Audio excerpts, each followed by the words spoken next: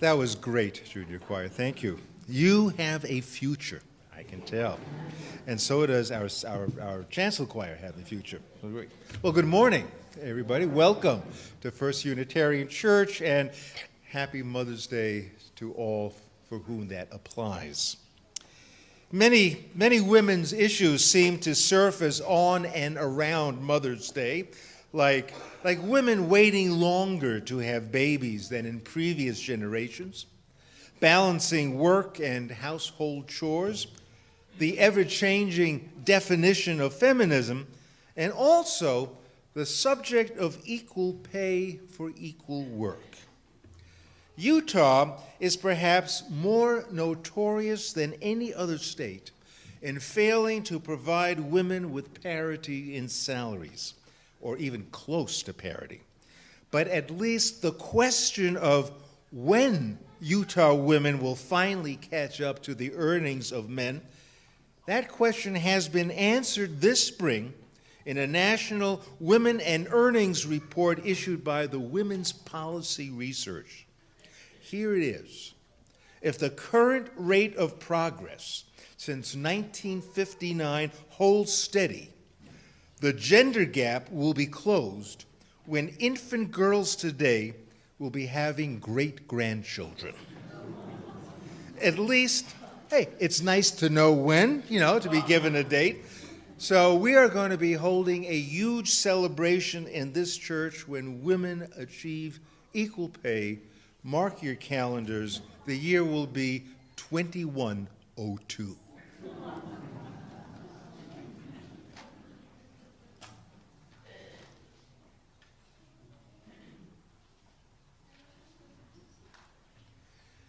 Symbol of light and of knowledge, symbol of warmth and freedom. We light this chalice as a symbol of our faith.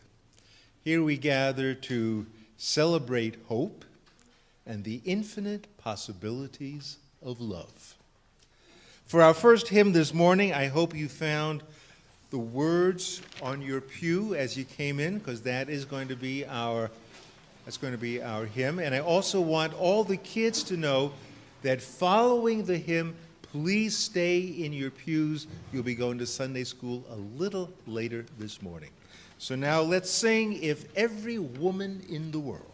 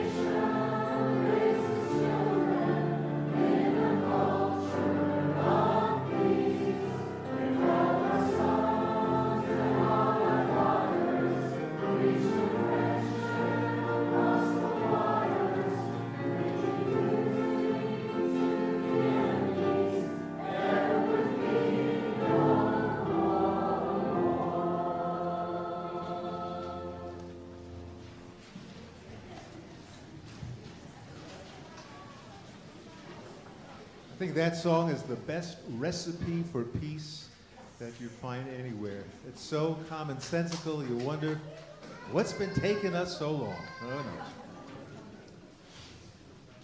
I want to say a few words about pretty definitely, about the most difficult job in the universe. And that is being a director of religious education in a Unitarian Universalist church. When you think about it for a moment, man, that could be crazy stuff. Am I right, Mary? That could be pretty crazy. You've got an awesome responsibility in 1 hour a week to help kids understand what it means to be good and to do good, not because of some mystical system of rewards or punishments in the afterlife, but because we want to do good and be good for its own sake, that as human beings we have a responsibility to help one another, or as the song says, to reach out to all and help build peace. This is what we hope to do. And so the director of religious education has this enormous task, helping kids understand their place in the world, bringing kids together in a community, and also allowing them to grow. And as they get older, making sure that they get a chance to learn more about their roots, the Unitarian Universalist history, by arranging trips to Boston, helping them in the coming of age program, and then the high school kids, of course, making sure that they are successful in their social service project, which they have done every year for many, many years now. Mary Krona Ekstrand has been doing this full-time now for 5 years, and in addition to working with our children so professionally and so lovingly, she has also taken on a little extra work, and that is providing some really good educational experiences for the adults of this congregation. As we heard the kids say, it is a difficult stage in life, being an adult, and Mary has some programs to help adults through this difficult stage of their lives. And this is a Sunday where we want to express our appreciation to Mary for the 5 wonderful years, committed years, professional years, dear years. I know that everyone on the staff is going to miss you. The parents are going to miss you. I want to thank you so much. And in the, okay, right on cue, Nancy, come on up. And the woman who has worked really closely with Mary the last 3 years is her assistant, Nancy Mose. And Nancy, take it away.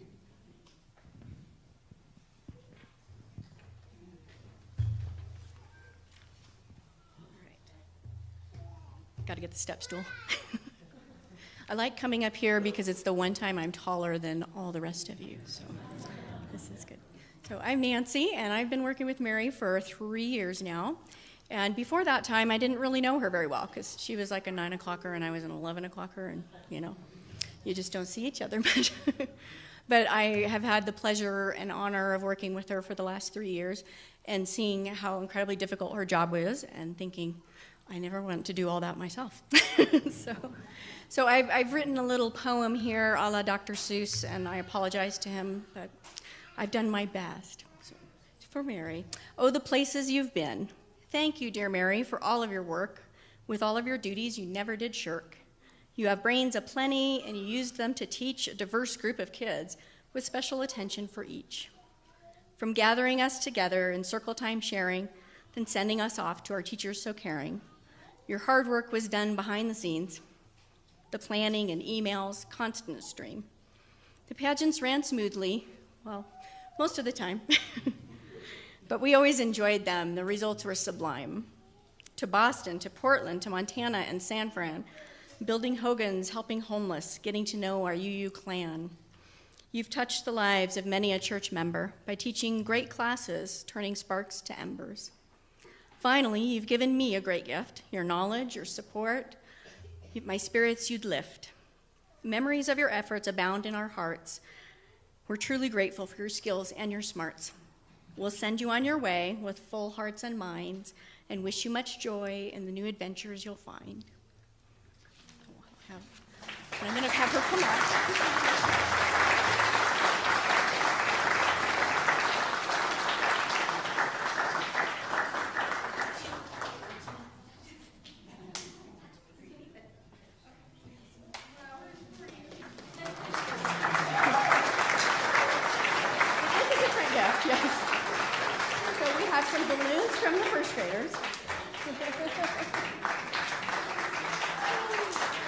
And we have a mystery gift from King's English that was picked out for you.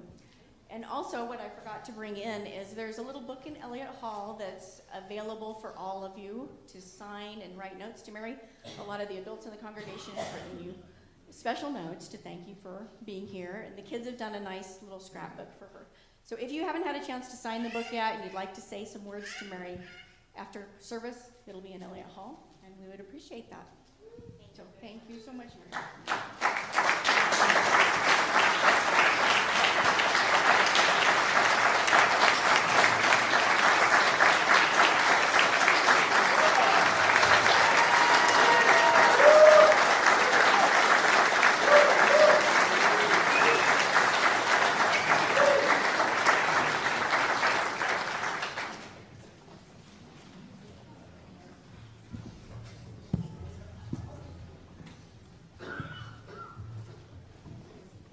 And as a contributing thank you to Mary, her sons will take the first verse of the following song as a thank you and a happy Mother's Day. And then from the rest of the crowd, or from the rest of the choir, also continuing thanks to Mary and to their respective mothers.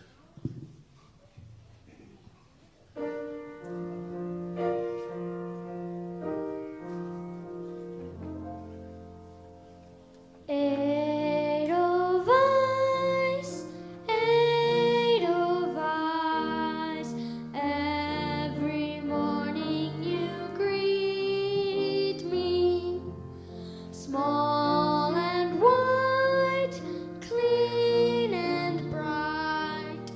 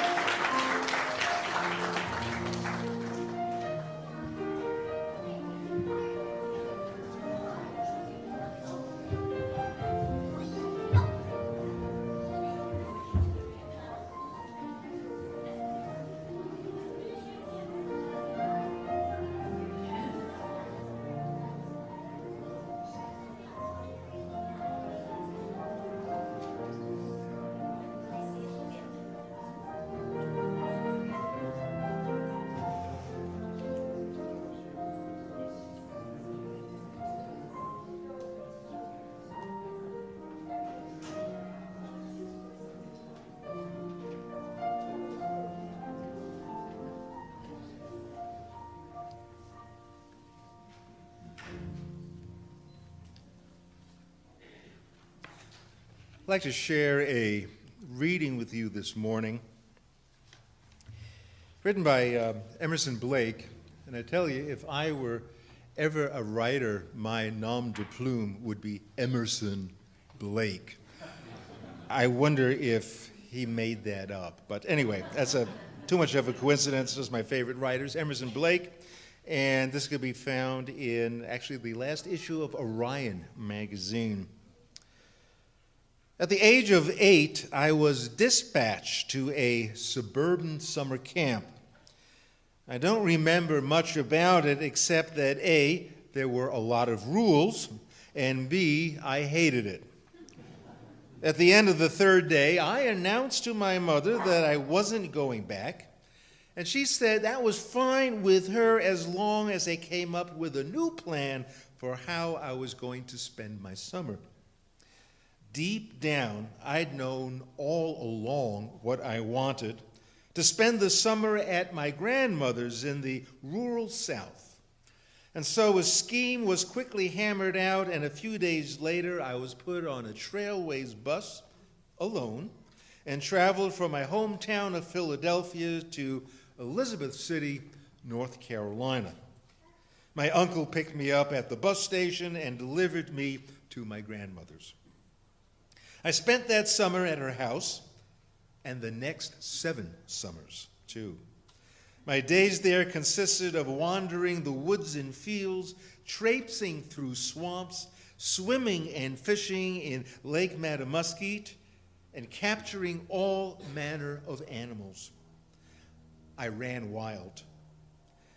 My personality has been shaped by many things, but nothing comes close to having the effect on me that those summers did. What I learned there was nothing less than who I am, what I value, and how I orient myself to the world. There have been some stories in the news recently about parents who have gotten into hot water of one kind or another for not supervising their children closely enough. A Florida mom arrested for allowing her daughter to go to a park alone. And a Maryland couple reported to the local Children's Protective Services for letting their children walk home alone from school. Such stories reflect many things about our culture, but mostly they reveal a society that pretends it can seal itself off from the reality of the outside world. And that has become pathologically intolerant of risk. We have become overprotective, leery of independence, too controlling of our children, and even addicted to safety and security. So much of that we might ask ourselves, at what cost? And we might also ask ourselves about what safety really means. What is safer for a child? Running loose in the mud of an empty lot, or sitting on the couch plugged into a bunch of electronic devices?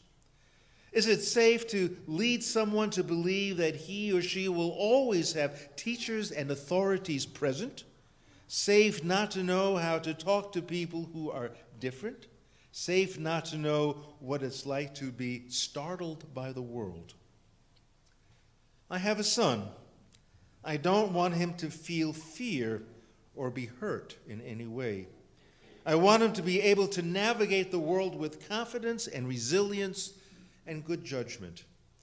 He's not going to learn that when someone and the specter of safety is constantly hovering above him. I know I have to let him ride off on his bicycle.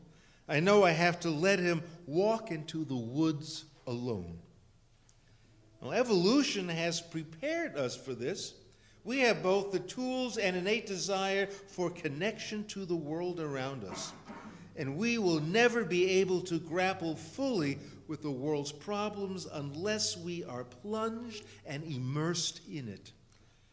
The world of woods and water and fields and the sidewalks that children use to walk home from school are among our greatest teachers.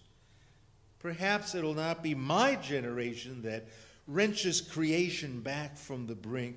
Perhaps it'll be the next one. But they will only be able to do so if they know it and love it, were once loose and free to be in the world.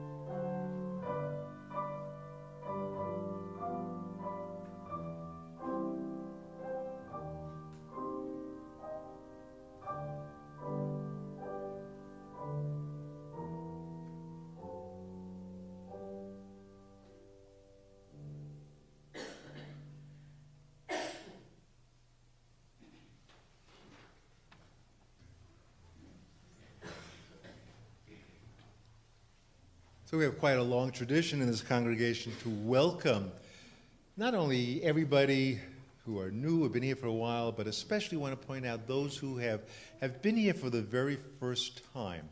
And before we ask those new people to stand, I do want to say that there's one person here today whom I have known for 7.5 months and has finally come to this church for the very first time. And I would appreciate it very much if my granddaughter, Sophie Rain Goldsmith, would stand up and welcome Sophie for the very first time at the Unitarian Church.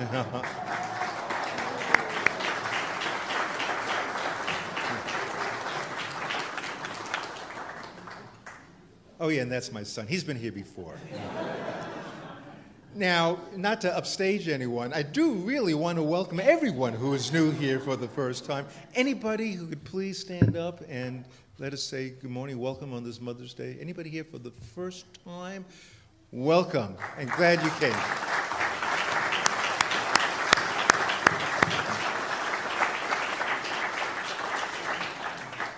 And I hope you come more frequently than my granddaughter, who lives in Phoenix, so she has a good excuse.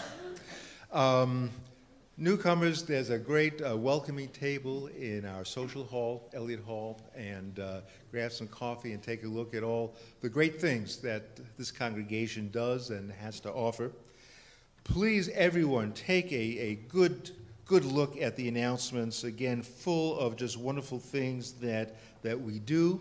And, well, that was a short visit. Bye, Sophie.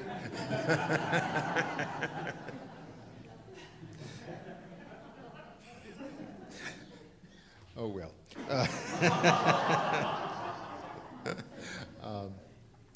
Just want to announce that next Sunday is going to be a big Sunday in the liturgical life of this church, in that we're going to be singing, the choir will be singing a requiem. This year is going to be the Rudder Requiem.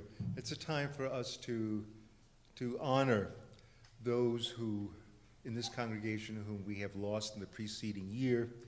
and also to recognize all the people whom we have loved so much and are no longer with us. It's a very special Sunday program. Please be here. And that Sunday will be followed, that Requiem will be followed by our congregational meeting. So it is indeed very, very important. And if you're wondering how you might have some sustenance between the end of the service and then the congregational meeting, our youth will be selling sandwiches as a fundraising endeavor. They're awfully good at fundraising, and the best part about it is they make it a lot of fun. And this coming Saturday, on the 16th of May, from 6 to 10 in Elliott Hall, they are putting together a coffee house. And it is going to be an incredible experience because they have, in very cunning fashion, lined up some great musicians, wonderful bands, including our own cabaret singers, and David Owens will be there. So it's an unbelievable inexpensive fee to get in. It's $8 if you buy your tickets during coffee hour, $10 at the door. I encourage you, buy your tickets today. And you'll not only help our youth go on to do their service projects, their social service projects, which they learn how to give to the world. And that, that actually costs some money. And so we'll be helping them. And tickets will be available. Laurie Shields will be selling the tickets for the coffee house on the far east wall. And also remember that the pledge drive never ends. In fact, Henry Whiteside has set up a table right when you walk out that door. So you can't miss it. And be sure to, if you haven't made a pledge yet for this church's budget for next year, please do so.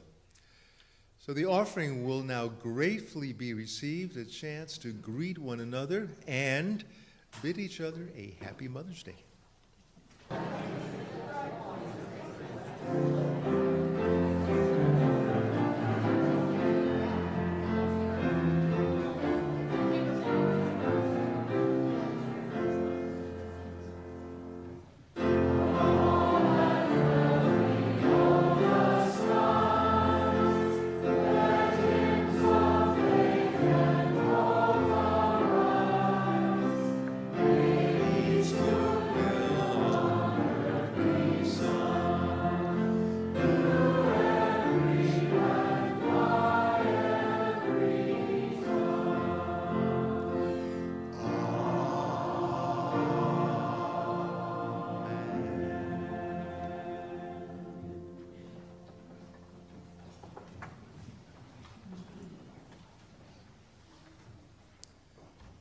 What does it take to be a good parent?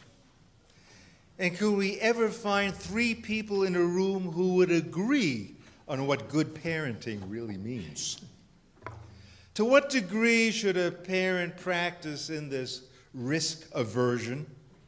How much should a parent hover?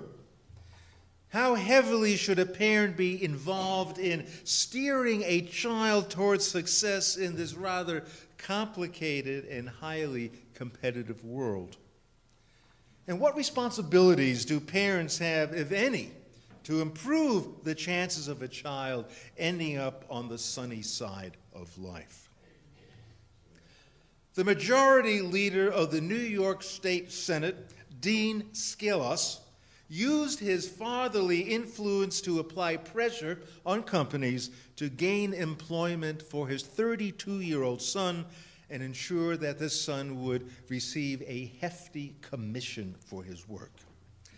The state senator's last efforts squeezed a company to pay his son $220,000 in commissions alone. This is generally not considered good practice for a top state legislator who, by the way, just got arrested and will likely be ousted. But I'm sure he thinks of himself as a really good parent. I mean, look what he has done for his son. Where do you draw the line? My father used his influence to get me a job as an elevator operator in the building where he worked in Union Square in New York City. It was a summer job. I was 17 years old and took home $80 a week. Frankly, I didn't have an easy time at that job at first, not always getting the elevator exactly even with the floor. You know, it's one of these things that you had to operate like this. Sometimes my passengers would need to jump off about a foot or so, which was especially problematic if you were wearing heels. I never got fired, probably because I was my father's son, and the office workers in that building were unusually good-natured for being New Yorkers. What does it take to be a good parent? Our reading this morning disclosed the fact that a Florida mom got arrested for allowing her daughter to go to a park by herself. Although there was no mention of the child's age or the condition of the park, it does raise the question about how to raise independent children before shipping them off to college. And even in college, many parents continue to run interference for their children, arguing grades with their professors and policies with their deans. And the reading this morning also referenced a Maryland couple who were reported to the local Children's Protective Services for letting their children walk home from school alone. Good parenting seems to be quite subjective, which still doesn't preclude blowing the whistle on parents who want to at least attempt to raise their children with the belief that the world is really not that scary. Let me say a word here, if I may, about my granddaughter, Lila. No child anywhere can scream the way she does. Lila can shatter glass. Her cries heard miles and miles away. And her lungs, her enormous capacity of the lungs, will give her an edge over her classmates should she choose to be a minister in her adult life. So powerful. So Lila and her big sister were being driven to school by Mom when in the back seat, the world was not quite to Lila's satisfaction. She let loose in blood-curdling screams. The mom pulled over, and for just the few remaining blocks, put the car seat in the front passenger side in order to comfort her 4-month-old. This is definitely a no-no, but sometimes instincts take over.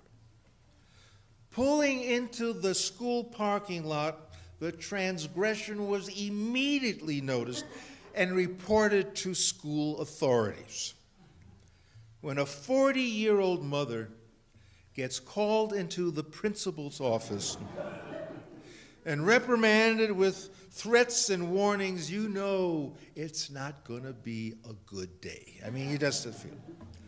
So, what does it take to be a good parent?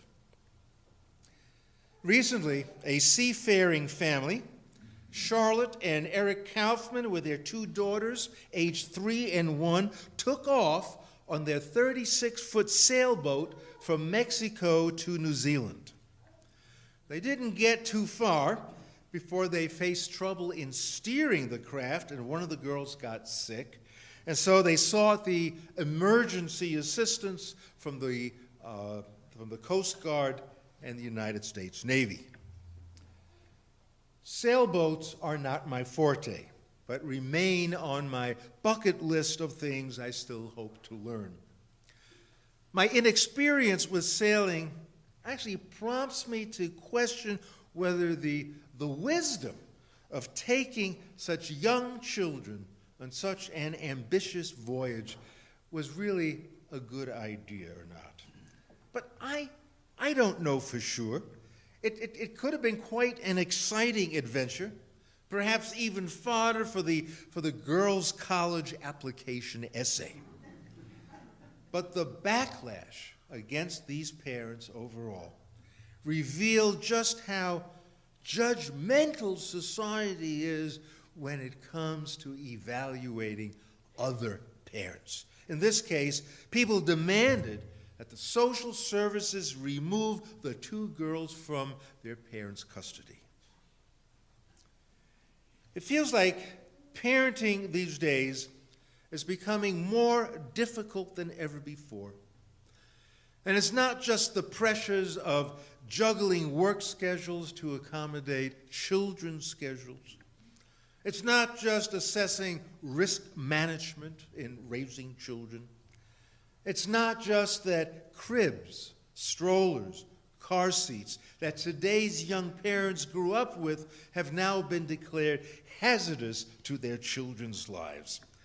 Or the feeling that if their children are not computer savvy by the time they're toddlers, they will be denied college admission. It's more than all of that.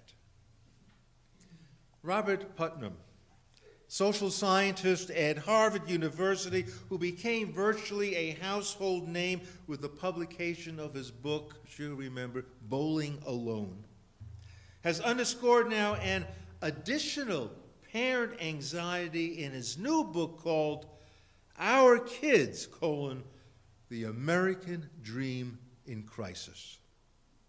As the title suggests, he launches a high-level discussion on upward mobility and the effects of widening income gaps that have brought huge advantages to children at the top of the economic ladder.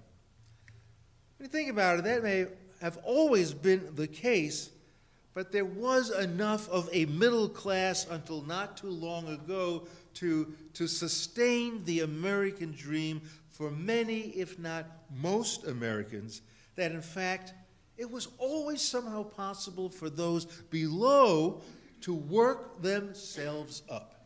That was the American dream. It was all fair game. Regardless of where you start, you always had the chance to work your way up and grab that dream. But Putnam shows with far too many disturbing statistics that upward mobility is a trend that is definitely on the way out. Subsequently, it has become highly unlikely that our kids will ever catch the dream of fulfilling their ambition and living the life they hope to. As a rule, we've always maintained that education is supposed to level the playing field. Horace Mann called it the great equalizer. Now it's closer to the great fortifier, compounding the advantages of class, since the affluent come better prepared and more able to pay. So what are parents supposed to do? How must they play the game? How must they parent? How do they parent, knowing that there are fewer opportunities for their children to succeed? Parents are not about to lower their expectations of what their children might accomplish in their lifetimes. So instead, they have jumped on a fierce campaign to teach their children to become high achievers. And the avenue by which this is pursued often rests in instilling in their children a very high sense of self-esteem. The theory is to crush any self-doubt children may have with lavish praise. Heap a lot of praise on the kids. Don't let them feel a shred of self-doubt. This represents really nothing all that new. David Brooks reminded us just a couple of weeks ago of that classic line by Dorothy Parker when she said that American children aren't raised, they are incited. They're given food, shelter, and applause. And David Brooks added, that's 1,000 times more true today. Children are incessantly told how special they are. A local writer from here, Salt Lake, I'm sure many of you know, Teresa Jordan, who often joins her husband Hal Cannon in offering much wit, wisdom, storytelling, and song. Well, Teresa has taken some shots at all this relentless inflation of our children's self-esteem. She mentions how preschoolers are learning to sing to the tune of Frere Jacques. These kids are now learning, I am special, look at me, look at me. And the older siblings are reading, I'm looking at the most important person in the world engraved on the washroom mirror. Wow, I'm the most important person in the world. Interesting. Now, I don't think anyone is pining for the good old days when pride was considered a sin. In fact, when Pope Gregory hammered out the 7 deadly sins in the 6th century, pride took top billing. Parents today walk a tightrope. How do you instill strong self-esteem in your children so they will not wilt under the cutthroat competition they face? And at the same time, how do you keep from raising a narcissist? How do you instill confidence in children minus the arrogance, vanity, smugness? In Proverbs chapter 16, we are warned, pride goeth before destruction, and a haughty spirit before stumbling. Better it is to be a humble spirit with the lowly than to divide the spoil. Well, since I know many of you are not that familiar with the Bible, I'm going to read that passage one more time. Pride goeth before destruction, and a haughty spirit before stumbling. Better it is to be a humble spirit with the lowly than to divide the spoil. Well, that line of thinking expressed in the King James Bible won't wash with today's parents. Although always wary of people who are haughty, parents have plans for their children other than to hang around the lowly. They want to grab hold of the spoils. They want to make sure their kids grab hold of the spoils. And the injection of humility, wow, that just wreaks havoc with the parent.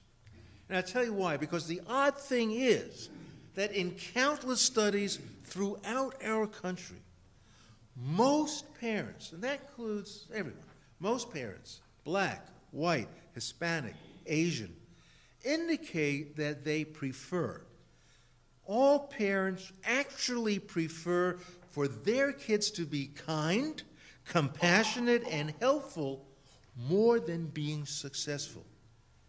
And yet, frightened by narrowing prospects for their children succeeding in education, careers, economic security, they opt instead now for cultivating self-esteem within their children to somehow give them some kind of edge in this diminishing market of success. Now, parents may know that compassion is the right answer in a survey or research study, and I bet it's also true in their hearts. But tiger moms are out in force, and parents help or actually do science fair entries, write essays for their children, assignments for their children, while browbeating teachers for higher grades. And all the while, they aim to make their children feel invincible, invaluable, kingpin, the best, full of self-esteem. I make no judgment because I know that parenting is hard, especially these days. But it may prove shattering for most parents to discover that self-esteem does not lead to better grades. It's been proven. Your child may feel really good about himself or herself. The child may be borderline haughty and definitely feel entitled. praised to the max, but a team of Florida State University researchers reviewing, what an awesome task, reviewing 15,000 studies, concluded that self-esteem had no bearing on better grades. In fact, it's the other way around. Good grades bring on a higher self-esteem. Furthermore, self-esteem didn't even make kids behave any better. The review actually learned that kids with high self-esteem may actually be more likely to experiment with drugs and sex more so than their less confident peers.